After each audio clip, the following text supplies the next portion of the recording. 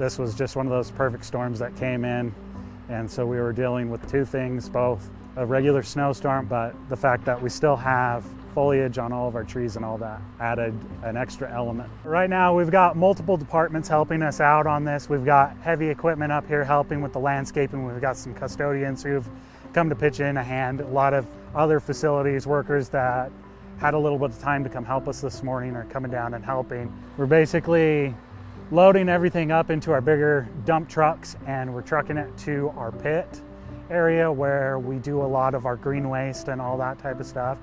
And we'll chip it from there, or we'll end up sending it to Logan landfill.